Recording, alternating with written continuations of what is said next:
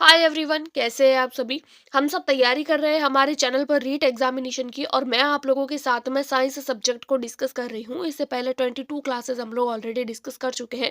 आज की हमारी ये 23 नंबर क्लास है। इससे पहले का हमारा जो टॉपिक था वो टॉपिक था फूड एंड इट्स कॉम्पोनेंट, जिसके प्रीवियस ईयर क्वेश्चन हम लोग करने वाले हैं। और जहाँ पर ये सारे प्रीवियस ईयर क्वेश्चन है, यानी इस टॉपिक से रिगार्डिंग जितने भी एग्जामिनेशन में पूछे गए सवाल है उनको मैंने इंक्लूड किया है। और जहाँ पर मुझे एक्सप्लेनेशन की ज़रूरत लगी है वहाँ मैंने इसको एक्सप्लेन भी किया है। तो स्टार्ट करते हैं बिना किसी देरी की वीडियो को। कंप्लीट 20 क्वेश्चंस हम लोग डिस्कस करेंगे। और इसकी पीडीएफ के लिए और नोट्स के लिए आप मेरे टेलीग्राम ग्रुप को ज्वाइन कर सकते हैं। क्लास अपलोड होती है, आप लोगों को हाथों हाथ इसकी जो है वो पीडीएफ हमारे टेलीग्राम ग्रुप पर मिल जाएगी। स्टार्ट करते हैं बिना किसी देरी के वीडियो को। फर्स्ट क्वेश्चन हम लोगों से पूछा है, मांसपेशियों की सुचारू क्रिया के लिए खनिजों की पर्याप्त मात्रा आवश्यक होती है। ये सवाल आप लोगों के सीटेट 2012 में पूछा गया है। पूछा ये है कि मांसपेशियों की सुचारू प्रक्रिया के लिए कौन से खनिजों की जरूरत रहती है। देखिए यहाँ पर क्या बोला है, लोहा और कैल्शियम। और लोहा ऑब्वियसली रक्त के लिए आवश्यक होता है, मांसपेशियों के लिए नहीं। और कैल्शियम हमारी हड्डियों के लिए। तो यहाँ पर लोहा कट हो जाएगा, यहाँ पर भी लोहा कट हो जाएगा। उसके बाद में यहाँ पर थर्ड वाले ऑप्शन में आता है आयोडीन। आयोडीन हमारे गले के लिए ठीक होता है और हमारे शरीर के अंगों के लिए ठीक होता है। तो यहाँ पर आयोडीन भी कट हो जाएगा। बोला ये है मांसपेशियों के लिए, तो मांसपेशियों के लिए दो ही जो होते हैं वो खनिज आवश्यक होते हैं, और वो होते हैं सोडियम और पोटेशियम। तो यहाँ पर फर्स्ट क्वेश्चन का हो जाएगा B will be right answer. Next question देख रहे हैं हम, आहारी रेशे डैश होते हैं, यानी आहारी रेशे क्या होते हैं। ये सवाल सीटेट साइंस 2012 में पूछा गया सवाल है। आहारी रेशे रुक्षांश भी कहलाते हैं, सेल्यूलोज और प्रोटीन के बने हुए होते हैं, कैलोजन रेशों से बने हुए होते हैं या प्रोटीन से बने हुए होते हैं। भाई मैंने आप लोगों को जब आहारी रेशों के बारे में बताया था तो कंप्लीट बताया था कि जो आहारी रेशे होते हैं वो सेल्यूलोज के नहीं बने हुए होते हैं, नहीं कैलोजन रेशों से बनते हैं, नहीं प्रोटीन से बनते हैं। तो आहारी रेशे होते हैं वो क्या होते हैं, तो आहारी रेशों को हम लोग रुक्षांश या फिर रफेज भी कहते हैं, जिसका एक्सप्लेनेशन है, रोगशांश यानी रफेज हमारे शरीर को कोई पोषक प्रदान नहीं प्रदान करते हैं, फिर भी भोजन के लिए आवश्यक होते हैं, पाचन क्षेत्र का आयतन बढ़ा देते हैं। और रफेज क्या करते हैं, बिना बचे हुए भोजन को बाहर निकालने, अर्थात रफेज भोजन के पाचन में सहायता करते हैं। रफेज के कारण ही हमारे आंतों के अंदर भोजन पिचकता नहीं है। ये सब मैंने आप लोगों को नोट्स में बता दिया था, फिर भी हम लोग एक बार एक्सप्लेनेशन देख लेते हैं।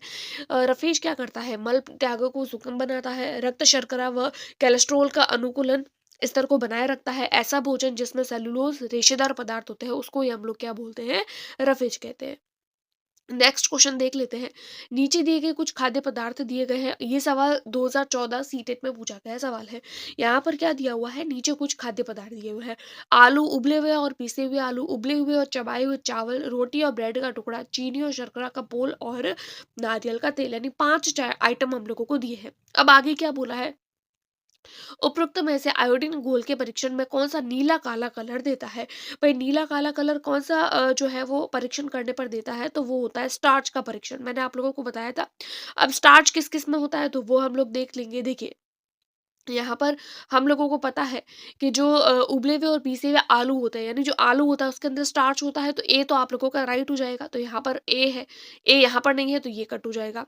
उसके बाद में देखिए नारियल का तेल, जो नारियल का तेल होता है उसके अंदर स्टार्च नहीं होता है, तो ई कट हो जाएगा। तो ई कट होगा, इसीलिए आप लोगों का ये भी कट हो जाएगा, ये भी कट हो जाएगा। उसके बाद में बोला है उबले हुए और चबाए हुए आलू, यानी कि जो च्यू चावल होते हैं उसके अंदर कभी भी नीला काला पदार्थ जो है वो आयोडीन विलयन में डालने पर नहीं बनता है। और ये सारी चीज़ें जो है वो आप लोगों के एनसीईआरटी की जो 6th क्लास की बुक है, इसमें आई थिंक आप लोगों के सेकंड चैप्टर या फिर फर्स्ट चैप्टर है 6th क्लास की एनसीईआरटी का, इसमें ये कंप्लीट चीज़ें आप लोगों को दी हुई है। तो यहाँ पर आप लोगों का राइट आंसर हो जाएगा, यानी कि आयोडीन घोल के साथ में जो नीला काला परीक्षण देते हैं वो एक तो देते हैं उबले हुए और पिसे हुए आलू, और दूसरा देता है रोटी और ब्रेड का टुकड़ा। तो यहाँ पर आप लोगों का ए और सी राइट हो जाएगा, और ए और सी वाला जो ऑप्शन है वो आप लोगों के फर्स्ट ऑप्शन में ही है, इसीलिए आपका थर्ड का हो जाएगा A will be right answer. Fourth number, इसका एक्सप्लेनेशन देख लेते हैं। मंड परीक्षण के खाद्य पदार्थ या कच्ची सामग्री में आयोडीन विलयन के 2-3 बूंदे डालेंगे, यानी मंड के परीक्षण के लिए, यानी स्टार्च के परीक्षण के लिए क्या करेंगे, जो भी कच्ची सामग्री है उसके अंदर आयोडीन की 2-3 बूंदे डालेंगे। खाद्य पदार्थ के रंग में क्या होगा, परिवर्तन हो जाएगा, और खाद्य पदार्थ नीला या फिर काला हो जाएगा। नीला या फिर काला रंग स्टार्च की उपस्थिति को दर्शाता है, और प्रोटीन नाइट्रोजन युक्त पदार्थ होता है, यानी प्रोटीन जो होता है उसके अंदर सर्वाधिक मात्रा में नाइट्रोजन होता है। चौथा सवाल है हमारे पास में, सेलुलोज बहुल खाद्य पदार्थ रुक्षांश मानव के संतुलित आहार के लिए आवश्यक होते हैं, यानी कि जो रुक्षांश होते हैं रुक्षांश होते हैं वो जो होता है वो मानव के संतुलित रुक्षांश संतुलित आहार के लिए आवश्यक होते हैं। कौन सा कथन सेलुलोज के बारे में सही है? यानी कि जो सेलुलोज जिसमें बहुत ज्यादा सेलुलोज होता है, तो ऐसे खाद्य पदार्थ होते हैं वो मानव के संतुलित आहार के लिए आवश्यक होते हैं। तो क्या रीजन है इसका? ये सवाल सीटेट 2016 में पूछा गया सवाल है। सेलुलोज जो है वो आसानी से छोटे छोटे अवयवों में दूर हो जाता है, जो रुक्षांश के रूप में निष्कासित होता है नहीं। रुक्षांश के रूप में कोई भी चीज़ निष्कासित जो है वो नहीं होती है, तो ये सेलुलोज के रिगार्डिंग बात गलत हो जाएगी। मानव में उपस्थित सेलुलोज पाचक जीवाणु सेलुलोज को रेशा में परिवर्तित कर देते हैं। पर यहाँ पर ये बात भी गलत हो जाएगी, क्योंकि मानव में एक्चुअल में सेलुलोज पाचक एंजाइम होते ही नहीं है। तो मानव में जो है वो सेलुलोज का पाचन नहीं होता है। मानव के अंदर सेलुलोज का पाचन नहीं होता है, लेकिन सेलुलोज का पाचन जो है वो पशु पक्षियों में होता है, पशुओं में होता है, जैसे जुगाली करने वाले गाय भैंस वगैरह होती है ना, उनमें होता है, मानव में नहीं होता है। तो यहाँ पर हमारा क्या हो जाएगा कि मानव में सेलुलोज पाचक एंजाइम नहीं होते हैं। ऑब्वियसली मानव के अंदर सेलुलोज पाचक एंजाइम नहीं होते हैं। तो यहाँ पर हमारा थर्ड ऑप्शन राइट हो जाएगा, जिसका एक्सप्लेनेशन देख लेते हैं हम लोग। सेलुलोज फल सब्जी अनाजों की कोशिका भित्ति में पाया जाता है। सेलुलोज मानव शरीर द्वारा पचाया जाने वाला, न पचाया जाने वाला, यहाँ पर हो जाएगा पचाया जाने वाला नहीं होगा, यहाँ पर न पचाया जाने वाला पदार्थ है। सेलुलोज मल को स्थूलता प्रदान करता है और सेलुलोज मल त्याग को सुगम बनाता है। पांचवा सवाल देख लेते हैं। दूध में निम्नलिखित में से कौन से तत्व होते हैं? दूध के अंदर सवाल है, दूध में कौन से पोषक तत्व होते हैं? पहला है protein, vitamin C, vitamin A. वही विटामिन सी जो है वो खट्टे पदार्थों में होता है, तो विटामिन सी इसमें है ये भी नहीं होगा, विटामिन सी इसमें है ये भी नहीं होगा। अब हम लोगों को पता है आयरन जो है वो कभी भी आप लोगों के जो दूध होता है उसके अंदर आयरन नहीं होता है। आयरन होता है आप लोगों की हरी सब्जियों में, तो यहाँ पर सी ऑप्शन भी गलत हो जाएगा। तो प्रोटीन होता है दूध में, कैल्शियम होता है और साथ ही साथ विटामिन डी होता है, तो यहाँ पर आप लोगों का हो जाएगा D will be right answer.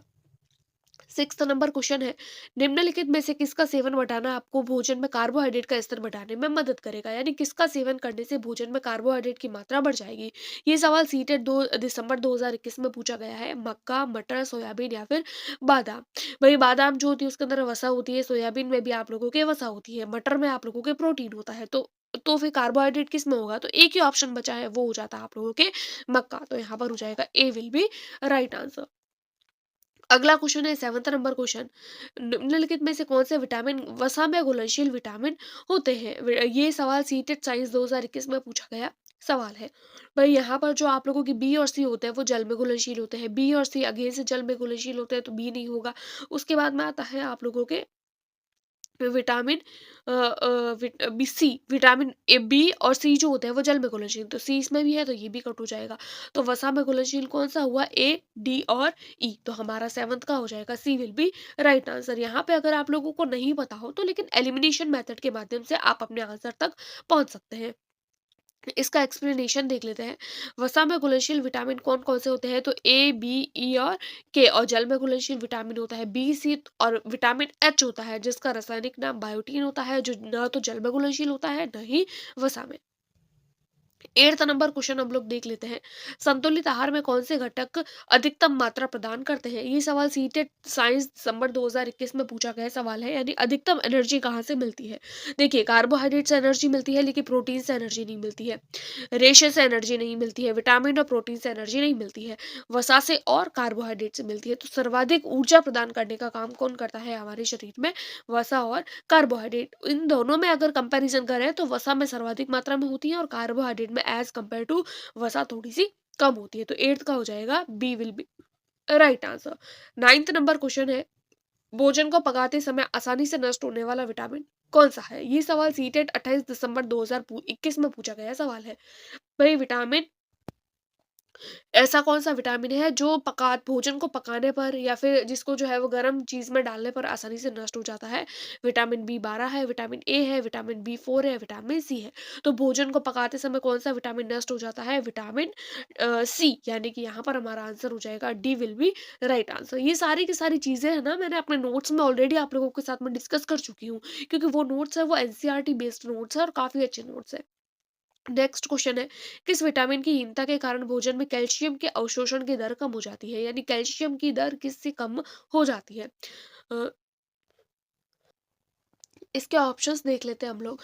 Vitamin D, vitamin C, vitamin B या फिर विटामिन के। क्वेश्चन देख लेते हैं एक बार वापस से कि क्या हम लोगों से क्वेश्चन पूछा है कि कौन से विटामिन की कमी के कारण भोजन में कैल्शियम के अवशोषण की दर कम हो जाती है। कैल्शियम के अवशोषण की दर भाई, कैल्शियम, ये कैल्शियम हम लोगों को बोलते हैं ना कि हड्डियों को मजबूत करना है तो धूप में बैठना चाहिए, क्योंकि धूप में क्या होता है, धूप से हम लोगों को विटामिन डी प्राप्त होता है। तो अगर हम लोग विटामिन डी ले रहे हैं तो हड्डियां वैसे भी विटामिन डी से मजबूत हो जाती है। तो क्या हम लोगों को कैल्शियम लेने की अलग से जरूरत है? नहीं। या फिर तो कैल्शियम ले लो या विटामिन डी ले लो। तो यहाँ पर कैल्शियम की बात हो रही है तो यहाँ पर विटामिन डी से कनेक्ट हो जाता है, इसीलिए यहाँ पर ए विल बी राइट आंसर। अगला क्वेश्चन है 11 नंबर क्वेश्चन, किसी भी घाव से अत्यधिक रक्तस्राव होने से कौन से विटामिन की कमी हो जाती है? ये सवाल सीटेट 1 जनवरी 2022 में पूछा गया है। यानी कि रक्तस्राव से बचने के लिए कौन से विटामिन की कमी जो है वो से होता है रक्तस्राव? Vitamin C, vitamin B complex, vitamin D या विटामिन के? तो रक्त का थक्का बनने से कौन रोकता है? तो वो होता है विटामिन की। तो यहाँ पर हमारा हो जाएगा D will be right answer. अगला क्वेश्चन है 12 नंबर, निम्नलिखित में से कौन सी शर्करा के किन स्रोतों से ग्लूटेन नामक घटक होता है जिसके कारण कुछ व्यक्तियों को एलर्जी हो जाती है? भाई एलर्जी और ग्लूटेन किस में होता है? ग्लूटेन होता है गेहूं में। तो सीटेट 3 जनवरी 2022 में पूछा गया सवाल है चावल, यहाँ पे ऑप्शन दिए है चावल, गेहूं, रागी या फिर ज्वार। ऑब्वियसली ग्लूटेन किस में होता है? तो ग्लूटेन गेहूं में ही होता है, और ये सवाल आप लोगों के सीटेट में पूछा गया सवाल है, तो यहाँ पर हमारा B will be right answer हो जाएगा। एक व्यक्ति में रुद्र विकास, चेहरे पर सूजन, बालों का बदरंग होना और त्वचा की बीमारियां देखने को मिलती है, तो मतलब उस मनुष्य में कौन सा रोग होता है? ये सवाल सीटेट 2022 में पूछा गया सवाल है 4 जनवरी। वसा, प्रोटीन, कार्बोहाइड्रेट और खनिज लवण। तो देखिए, जब चेहरे का रुद्र विकास हो रहा है, चेहरे पर सूजन आ रही है, वाले बदरंग हो रही है, तो इसका मतलब क्या है? व्यक्ति में क्या है? प्रोटीन की कमी हो रही है। तो यहाँ पर 13 का हो जाएगा B will be right answer. अगला क्वेश्चन है, अच्छी त्वचा के लिए वसा में घुलनशील विटामिन कौन सा है? ये सवाल 11 जनवरी सीटेट 2022 में पूछा गया सवाल है।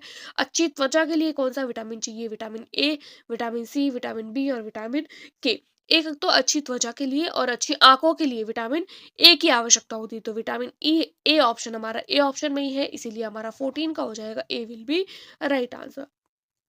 अगला है 15 नंबर, एक्स विटामिन वसा में घुलनशील है, यानी कि ऐसा कौन सा विटामिन है जो जो है वो जल में वसा में घुलनशील है? वसा में घुलनशील है, हमारी त्वचा और आंखों को स्वस्थ रखता है। भाई हमारी त्वचा और आंखों के लिए जस्ट अभी मैंने बताया विटामिन ए। तो विटामिन ए यहाँ नहीं है तो ये हट जाएगा, विटामिन ए यहाँ हट जाएगा। वाई ऐसे भोज्य पदार्थों को दर्शाता है। भाई जो विटामिन ए है वो आंखों और त्वचा के लिए अच्छा होता है, हम लोगों को पता है। लेकिन क्या विटामिन ए को हम लोग सिट्रस फ्रूट से प्राप्त कर सकते हैं क्या? भाई उस सिट्रस फ्रूट जो खट्टे पदार्थ होते हैं उसे तो विटामिन सी प्राप्त होगा नहीं। यहाँ पर हम लोगों को विटामिन ए कहाँ से प्राप्त हो सकता है? तो वो होता है येलो फ्रूट, जैसे ऑरेंज हो गया, आप लोगों के बनाना हो गया, पपैया हो गया, उन सब से हम लोगों को प्राप्त होता है।